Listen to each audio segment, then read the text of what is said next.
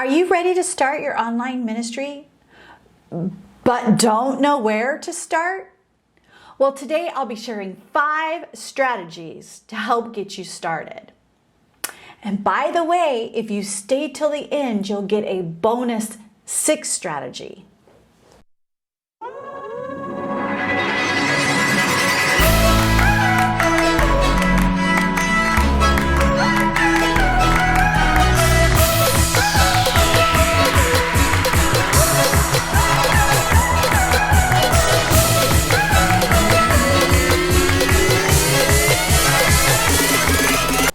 Welcome to the Mission Influencers. Hi, my name is Amanda Hall and I am a solopreneur helping ministry and mission-driven solopreneurs grow their online influence and impact for the kingdom.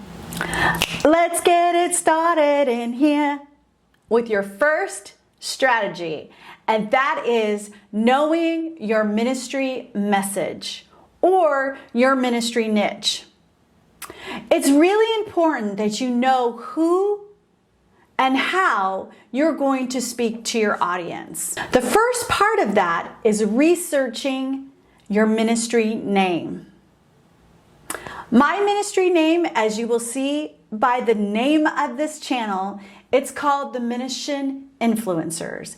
And that's because I want to influence people that are out there in ministry doing the work, and I want them to have a place where they can come for strategies, tips, mindset.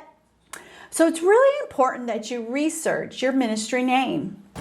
2, you need to be perfectly clear on your message. Who are you reaching out to and how are you going to reach out to them is a key strategy in getting started. Strategy number 2 is just to start on one social platform. It's important to be on multiple social platforms, but when you're first getting started, it's important to focus on just one.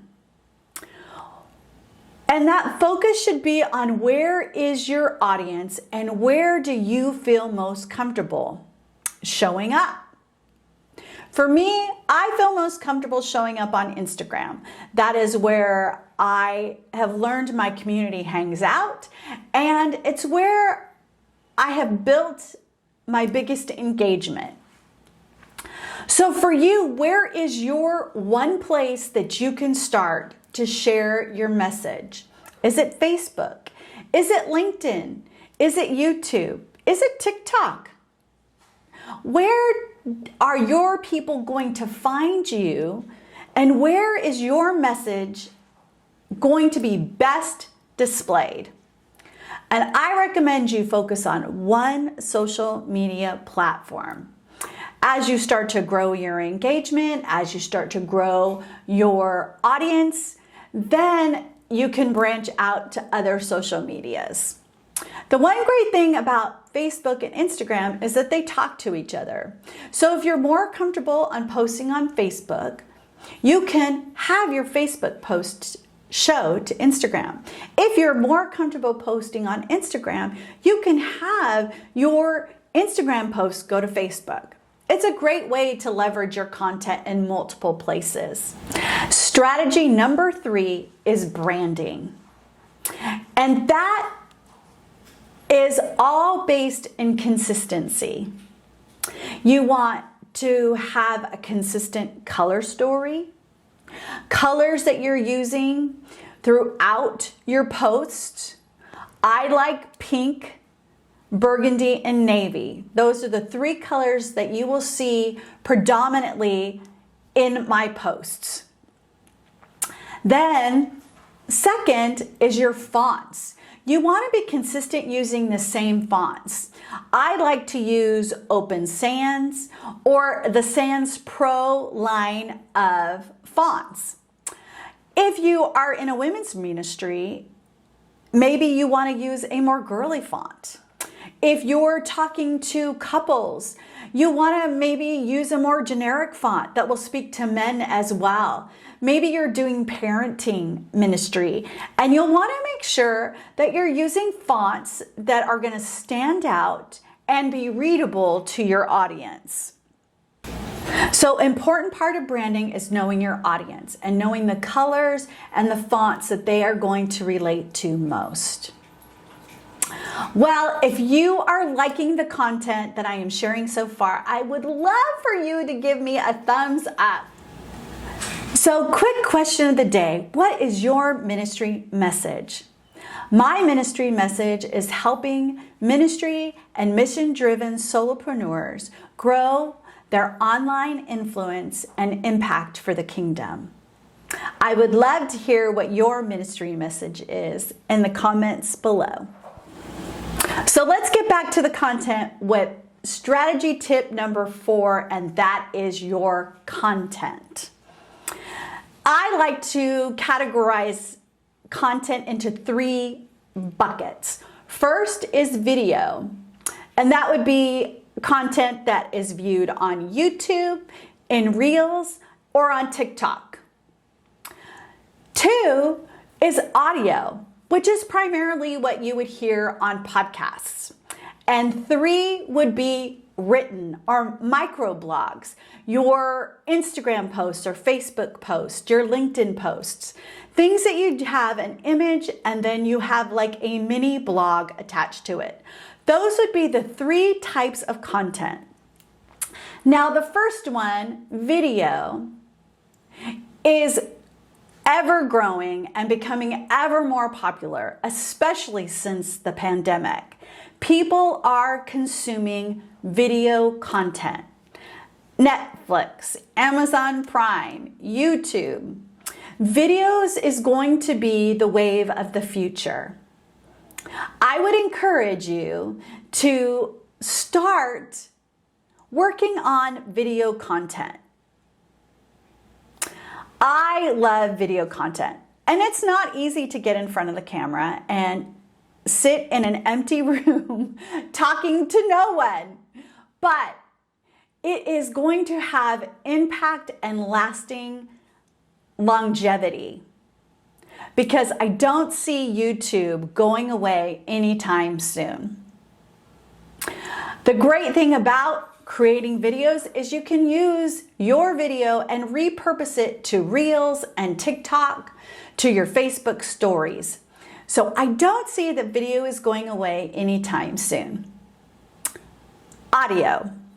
If you're just not comfortable being in front of the camera, but you're comfortable speaking into a microphone, then I would encourage you to record a podcast, to share your message over the audio airwaves of podcasting.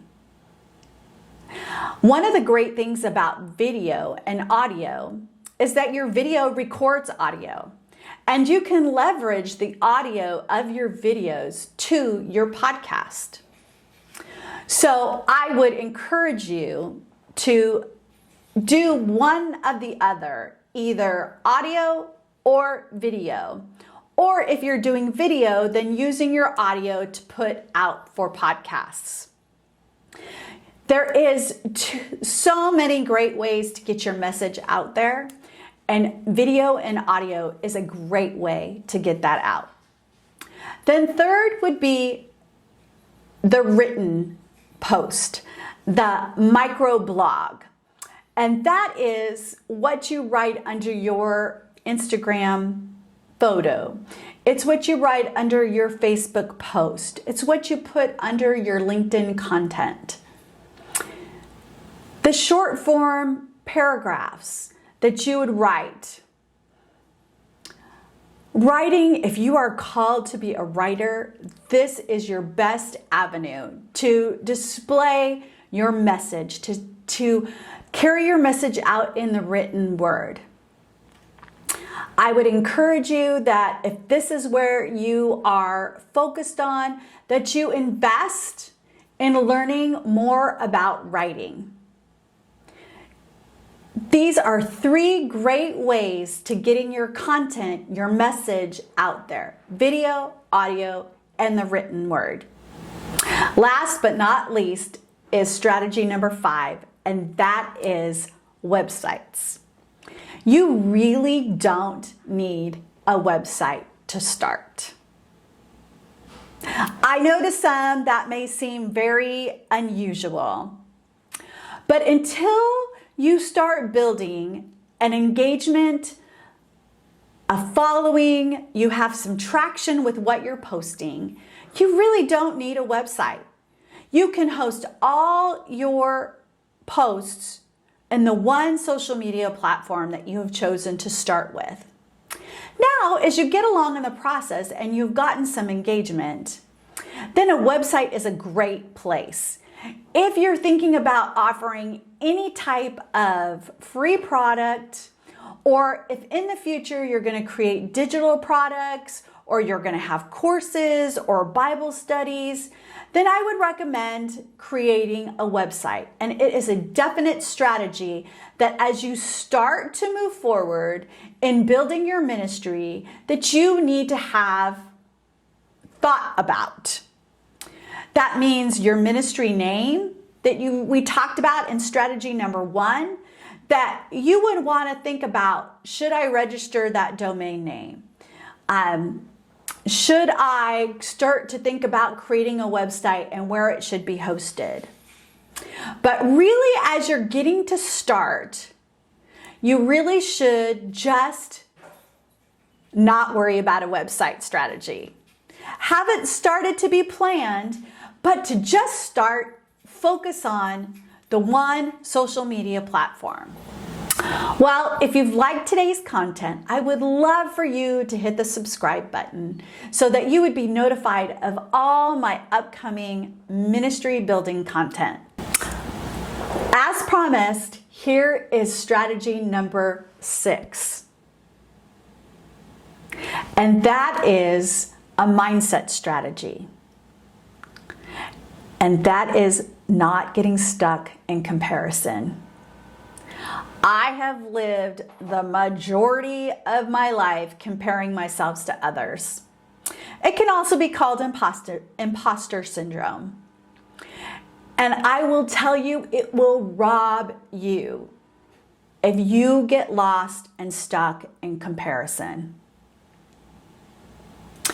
And the way that I've moved forward from being stuck in comparison is, as I've grown in my relationship with the Lord, I have leaned into His promises that I am unique, that I am fearfully and wonderfully made, and I am His masterpiece. I am the only one He has created to be me. So I really want to encourage you that you need to be you, and that you have a unique voice and a unique life experience that is only experienced by you. People out there need to hear your voice, your message, your way. Yes, you may be in a saturated market of ministry. Maybe you're entering the women's ministry realm, and there's lots of women's ministries. But your audience is going to find you because of you, because of your message, the way God has worked in your life, and the things that you are sharing through that message. So I want to encourage you not to get stuck in comparison, but to realize that it's you that are going to carry forward the message that God has given for you to carry out in your ministry. And it's only you and your experiences that matter. So don't get caught up in comparison. Rest in the promise that you are uniquely made for this. He's called you to your ministry. He will bring the people to you that needs to hear your message the way they need to hear it. You don't have to be alone in this process. Whether you're just starting out, whether you're maybe in a little bit, or maybe you've gone a little ways down the road, I have created a community for you. a place where like-minded ministry and mission-driven solopreneurs can hang out and have conversations. It is a place of encouragement, a place to ask questions, share experiences, and lift one another up. So if you take a look down in the show notes, you'll see a link for the Facebook groups. Click on that to join. You will find a wealth of experience in there, and you won't be alone. It is my mission to serve you. If you have any questions or any areas that you need help, I would love for you to share that down in the comments below.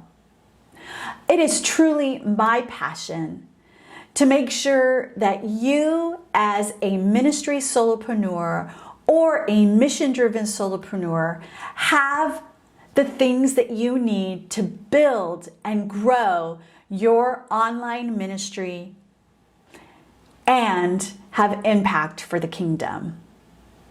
Have a blessed day.